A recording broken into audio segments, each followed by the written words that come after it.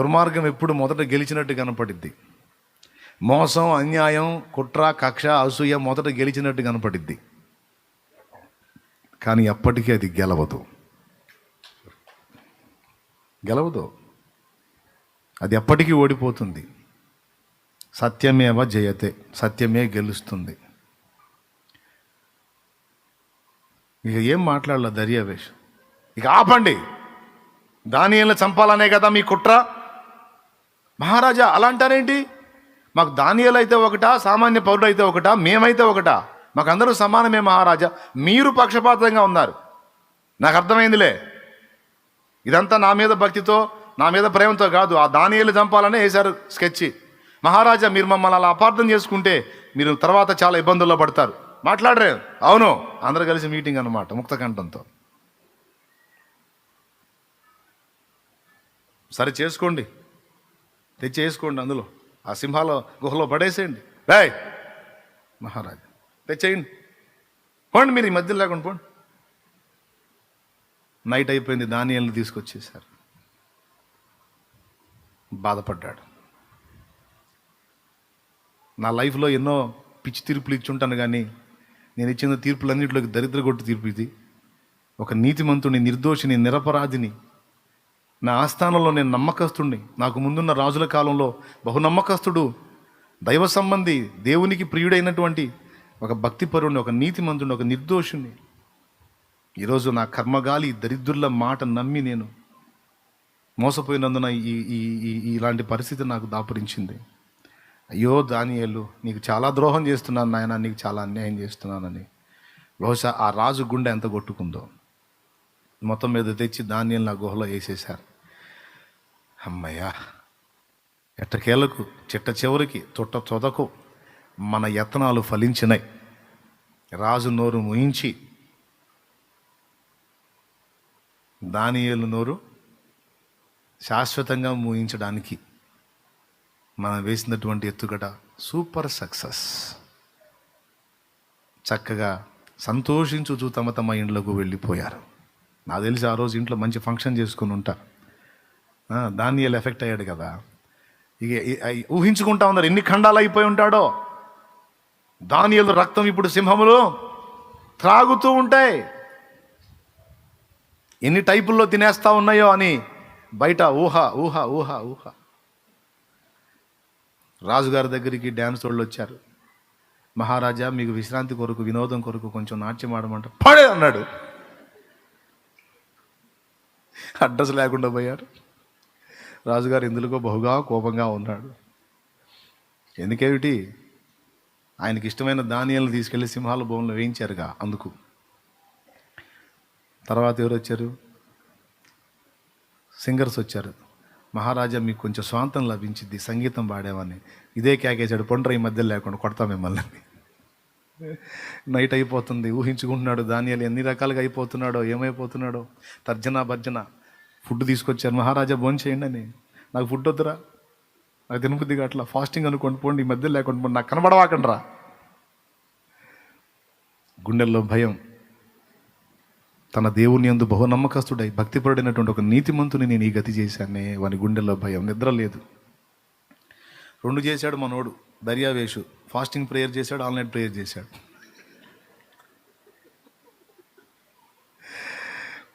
ఏమంటే ఒక చక్రవర్తి యూదా దేశం నుండి తీసుకొచ్చిన ఒక బానిస కోసం ఓ చక్రవర్తి ఆన్లైన్ ప్రేయర్, ఫాస్టింగ్ ప్రేయర్. తిండి లేదు, నిద్ర లేదు, కూర్చున్నాడు, ఊహించుకుంటున్నాడు. ఆ సింహాలు క్రూరమైనవి, వాటికి రెగ్యులర్గా ఫుడ్ వేయరండి. ఎందుకంటే నేరస్తులు అందులో వేయగానే ఎగబడి పీక్కు తినాలి కాబట్టి రెగ్యులర్గా ఫుడ్ వేయరు. అందులో ఎవరైనా శిక్ష వేయబడేటువంటి ఖైదీ ఉన్నప్పుడు అతను అందులో వేయాల్సి ఉంటే ముందుగానే వాటికి ఫుడ్ లేకుండా చేస్తారు. ఎందుకంటే ఎక్కువ టైం తీసుకోకుండా అతన్ని చంపేసి తినేసేయాలని.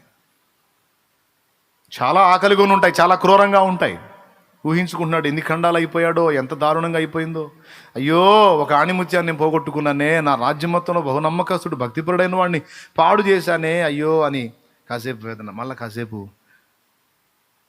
చావుకు కూడా తెగబడ్డాడంటే, ప్రాణానికి కూడా తెగించాడంటే దానియేలు దేవుడు నిజంగా బహునమ్మకస్తుడైతేనే కదా. ఆయన ఎంతో శక్తివంతుడైతే, ఆయన ఏందో ఈయనకి ఎంత అర్థమైతేనో అంత సాహసం చేయగలుగుతాడే. పిచ్చోడు ఏం పోయింది? ఒక 30 రోజులు నాకు మొక్కకపోతే మొక్కకపోయాడు. ఒక 30 రోజులు ప్రార్థన మానేస్తే ఏం పోయింది? నిజంగా దేవుడు కాపాడుంటాడంటావా? ఆయన కోసం ప్రాణాలనే పణంగా పెట్టడానికి ఇష్టపడ్డాడే, తన నిండు జీవితాన్ని కోల్పోవడానికే ఇష్టపడ్డాడే. నిజంగా ఆ దానియేలు నమ్మకత్వాన్ని బట్టి నిజంగా దేవుడు కాపాడుంటాడంటావా? ఈ ఆలోచనల్లో చిన్నగా తెల్లవారుజాముకు వచ్చేస్తుంది, 3 అట్లయింది టైము, ఇంకా చాలా రాత్రి ఉంది. ఉండబట్టలేక అసలు తేల్చుకుంటే పోదు అసలు ఏం జరిగిందో. తన దేవుని ఇంత ప్రేమించి ఆయన ఏందో ఇంత భక్తి కనపరిచిన దానియేలుని దేవుడు కాపాడకుండా ఉంటాడంటావా? అంత అపనమ్మకస్తులైన దేవుని కోసం ఇంత నమ్మకంగా ఒక భక్తుడు ఉంటాడా? నో. ఇతడు ఇంత నమ్మకత్వాన్ని ప్రదర్శించాడంటే దానియేలు సేవిస్తున్న దేవుడు ఇంకా ఎంత నమ్మకస్తుడో.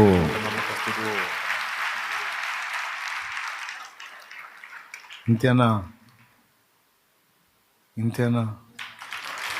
ఇప్పుడు వద్దులే, మామూలుగా ఆయన ఎంత నమ్మకస్తుడో తేల్చుకుందాం. వెళ్ళాడు, గుహ దగ్గరికి వెళ్ళాడు. అక్కడికి వెళ్ళి కూడా డౌటే. అంతా నిశ్శబ్దంగా ఉంది, ప్రశాంతంగా ఉంది. కాసేపు అనుకున్నాడు, ఇంకెక్కడ దానియేలు, సింహాలు తిని కూడా ప్రశాంతంగా పండుకున్నట్టున్నాయి, ఏం సప్పుడు లేదు, అంతా నిశ్శబ్దంగా ఉంది, నీ సీది వేళ.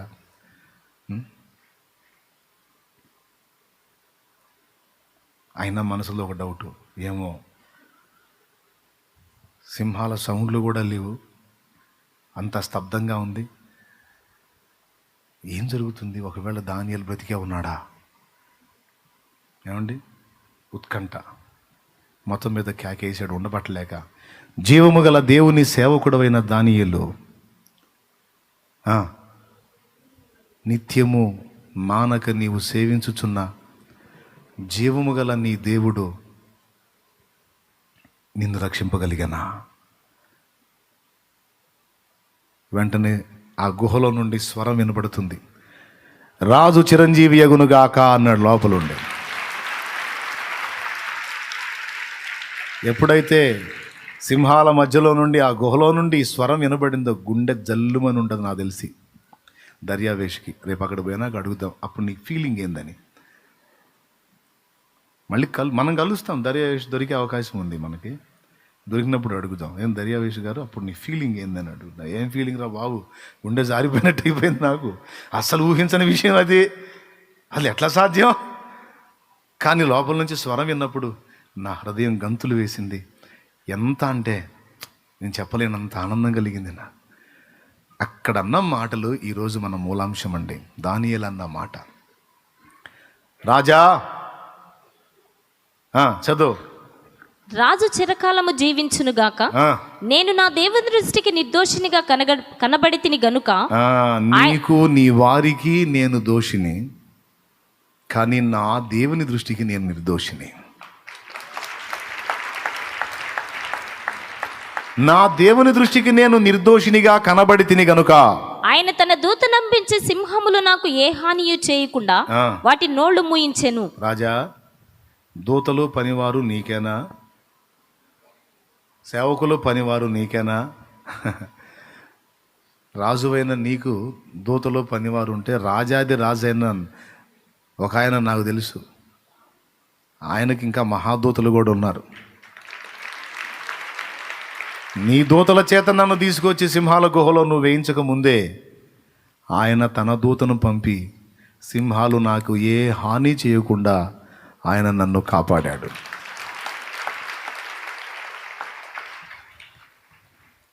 ఇప్పుడు చెప్పండి, ఏ రాజు దృష్టికి మనం నిర్దోషులంగా నడుచుకోవాలి? దానియేలు నేర్పుతున్న పాఠం.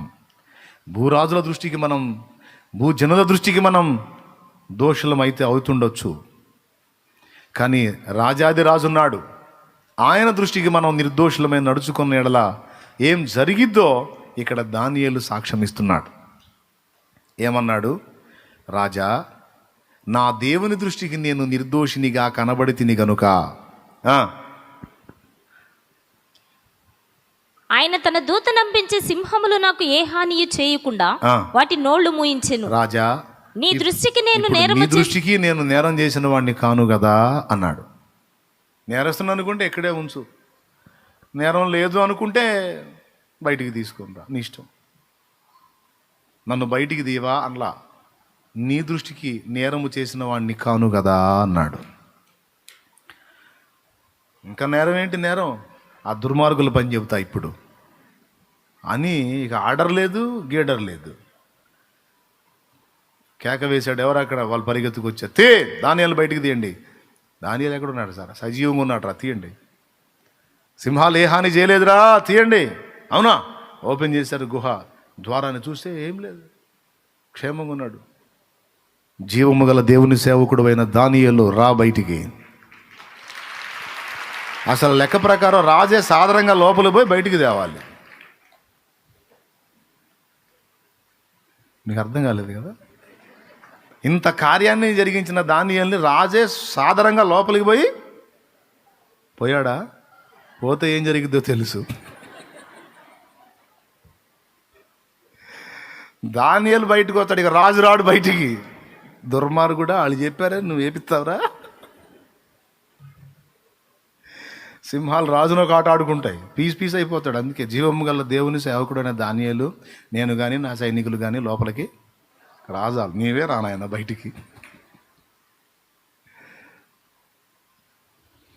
నిందల పాలై నిత్య నిబంధన నీతో చేసిన దానియేలుకు, నిందల పాలై నిత్య నిబంధన నీతో చేసిన దానియేలుకు, సింహాసన మిచ్చినావు,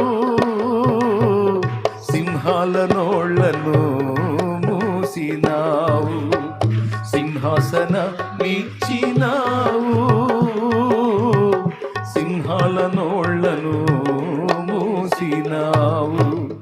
సర్వోన్నతుడా నీవే నాకు ఆశ్రయ దుర్గము, సర్వోన్నతుడా నీవే నాకు ఆశ్రయ దుర్గము. ఎవరు లేరు నాకు ఇలలో, ఎవరు లేరు నాకు ఇలలో, ఆదరణ నీవేగా, ఆనందం నీవేగా, ఆదరణ నీవేగా, ఆనందం నీవేగా. స్తోత్రం. బాగుంది. ఇక మ్యాటర్ అంతా మీకు తెలుసు. దానియేలు బయటకు వచ్చేసాడు. తర్వాత ఏం జరిగింది? ఎవరైతే గుంట తీశారో వాళ్ళకి తెలియదు ముహూర్తం వాళ్ళ సాగుకు పెట్టుకుంటున్నారని. ఆ దరిద్రులు అనుకున్నారు దానియేలు సాగుకు పెట్టామనుకుంటున్నారు. హామానుకు తెలియదు మొర్దెకాయికి జయించాను అనుకున్నాడు. 50 మూరల ఉరికొయ్యా, వాడికే రెడీ చేసుకుంటాడని తెలియదు. ఫిలిస్తీయుల సర్దారులకు తెలియదు. చేతులారా తమ చావుకు తామే ముహూర్తం పెట్టుకుంటున్నారని. సంసోనుకు పెట్టామనుకున్నారు ముహూర్తం. సంసోనుకు పెట్టారా, వాళ్ళకి పెట్టుకున్నారా? అంతే. మొర్దెకాయికి పెట్టాడా హామాను, వాడికే పెట్టుకున్నాడా? ఏ ఉరికొయ్య మొర్దెకాయి కోసం రెడీ చేశాడో ఆ ఉరికొయ్య మీద హామాను ఉరి తీయబడ్డాడు. దేవుడు సమస్తాన్ని కూర్చొని చూస్తూ ఉన్నాడు అక్కడ. ఆయనకి వేరే పనేం లేదు. ఇంకా వేరే డ్యూటీ, ఆయన కంపెనీ పెట్టుకుని కంపెనీలో వర్క్ చేసుకుంటూ కూర్చోవాలా. ఆయన కంపెనీ ఇదే. దేవునికి స్తోత్రం. మన జీవితాలు నిరంతరం గమనించుటయే ఆయన పని.